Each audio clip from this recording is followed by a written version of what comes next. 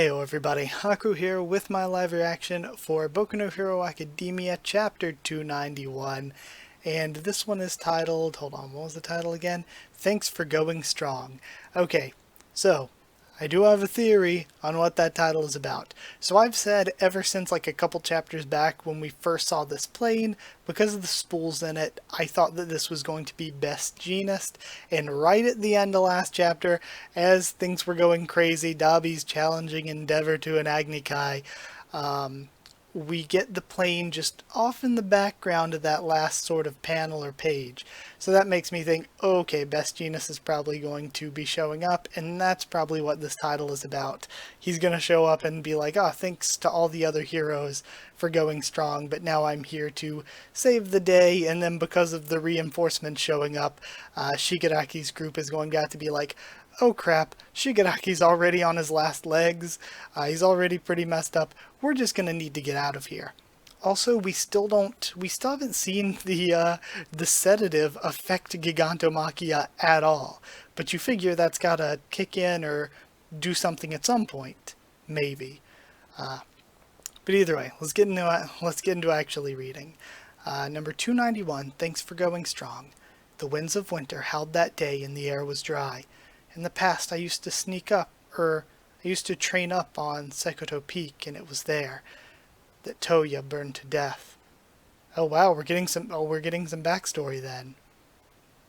They say the fire burned at over 2,000 degrees Celsius. The body was never found. His bones were reduced to ash, and the blaze's updraft scattered them to the wind. Only a fragment of his lower jawbone was found, and yet at the time I kept. What's going on with your hair, Toya? Huh? It's turning white. No way, I ain't some old man. Did you dye it? Who, me? No way. My eldest? Okay, so this is from Endeavor's point of view then. Okay. Okay. My eldest son, Toya, didn't harbor frost within him. Okay. But forget that. Today's the day you teach me an ultimate move. But the fire he possessed was greater than my own. He didn't have a way to overcome the inescapable downside of overheating, but I nevertheless sought to raise the boy to be a hero. Meanwhile, I still yearned for a child whose quirk combined fire and ice. My wife wanted more children, saying they could encourage each other. Then Fuyumi, my second, was born. She only inherited Rei's quirk. Neither child bore the ideal quirk I was hoping for. So I like this. We're seeing like what the actual siblings' quirks are. Neither child bore the ideal quirk I was hoping for, but at the time I was happy all the same, because Toya had more potential than me. I placed my ambitions on his shoulders. Ow. I thought it could be you. You could have been the one to reach my eternal goal. And I love we're seeing this chasm again, but with a bridge built over it so that Toya could cross. My frustration, my envy, the ugliness in my heart. You could have been the one to smash it all to dust. And we see him standing on Gigantomachia's back. No, Toya's dead. Take back that despicable lie. Nope, I'm clearly alive, and that's the despicable truth, Dad. Because you put a whole agency together of fire and heat type quirks, you didn't even suspect me. Dabi never spoke a word of this. He kept it hidden from us? What's up with that? But anyway, wake the heck up, Shigaraki. Machia needs orders. My word, another with quite the bloodline. Don't believe me? I'm happy to donate some blood or a hunk of skin. Go ahead and get a DNA test. Not that it matters, since the test I ran has gone public already. There's a 99.9% match between my DNA and a sample of Endeavor's blood from the battle in Kyushu. Still, I'm sure many of you believe this to be an elaborate hoax, so I'll just have to convince you otherwise. After all that, Endeavor made sure Mom kept having kids. The fourth was someone most of you are familiar with, I think. Yes, at long last, little Shoto was the successful creation. And he even abused that successful creation. I've seen him do it many times. Oh, and we have somebody coming to get Fuyumi in the middle of class. And now, oh god, Natsuo, presumably in college, seeing it on his phone. Endeavor doesn't have an empathetic bone in his body. At his core, he's addicted to the limelight, a man who wallows in his own small-mindedness and self-importance. Is that the sort of person who should call himself a hero? He's lying, he's gotta be, can't you see, Kun? Who'd ever believe this junk? People ain't gonna lose faith in a hero over this. We're not that freaking stupid. Those who keep company with Endeavor are no different. Take Hawks, the number 2 hero. Oh, and wow. He actually filmed him killing twice. What? I still gotta protect their happiness. The others are waiting for you. Yeah, okay. That crying villain who's trying to run away. I did my best to protect him, but Hawk skewered the guy without the slightest hesitation. Perfectly spliced and edited, even on the fly. Bow down to my skills. Thanks to you and your camera for that prime footage. No reason not to use what we got, right? This is my present to you, Endeavor. See, I did some digging into into Hawks, that filthy spy. Hawks? In order to curry favor with us, Hawks even killed a hero. Okay, yep.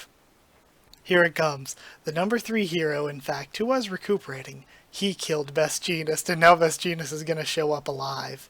And it's going to throw off Dabi's whole speech, because they're going to be like, well, if Dabi lied about that, what else did he lie about?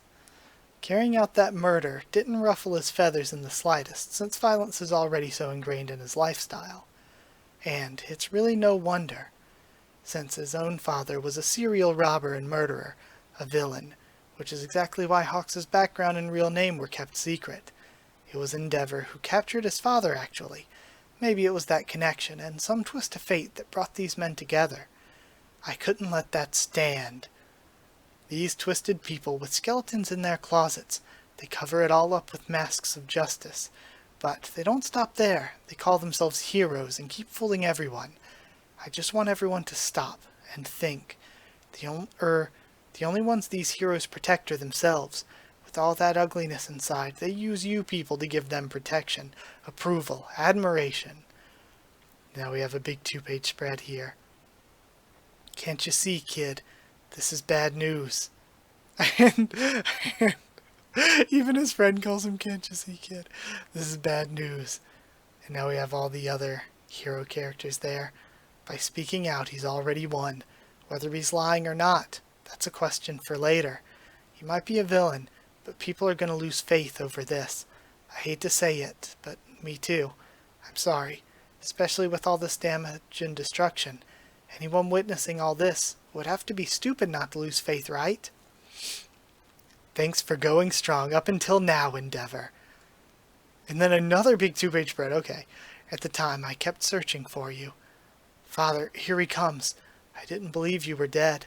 Protect Midoriya and the others. Hato and I will fight. Get moving. You gotta protect them. Come on. Worry about the rest later. He isn't going to attack, and he's gonna let Dabi kill him, isn't he? Flash Fire Fist. And he uses Endeavor's move. We see Bakugo and Izuku looking prominence. And then we see, oh, is this going to be Best Jeanist threads coming down on Gigantomachia? Wires from the sky. And they grab Dabi. Apologies for the delay. As of today, Best Jeanist is back on duty. And we have a 2-week break, dang it. But this is great. That was a really good chapter. Like, I loved the way they did his backstory here. And again, I love the way that Horikoshi writes this stuff with the Hero Society and everything to be really, really, I don't know, very, very area of gray, not very black and white. And even showing how, on the one hand, like, this isn't even cut and dry itself, because on the one hand, Dabi's story is going to shake a lot of people's faith in heroes. On the other hand, now that people are going to see that Best Jeanist is actually alive, there are going to be people that doubt that information, even the true parts, because one part is a lie.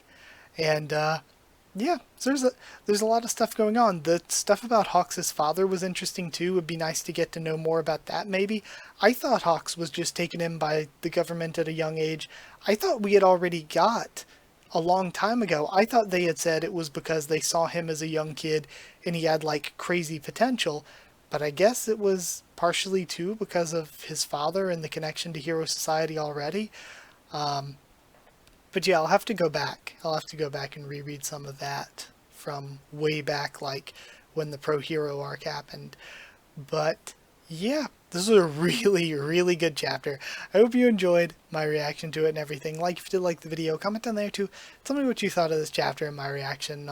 Subscribe for more Hero Academia, much more on the channel. I'm going to do a favorite characters video soon, and then also a tier list at some point, because I've had people say they want to see both, so I'm going to do both. Subscribe for more, follow on Twitter. If you want a link to the Discord server, asking, I'll give you one. And if you want to help support the channel on Patreon, it is patreon.com/HakuOfTheTubes, or a link will be in the description, and it really, extremely, very much does help me to continue making videos. But either way, thank you so much for watching, and I'll see you all next time.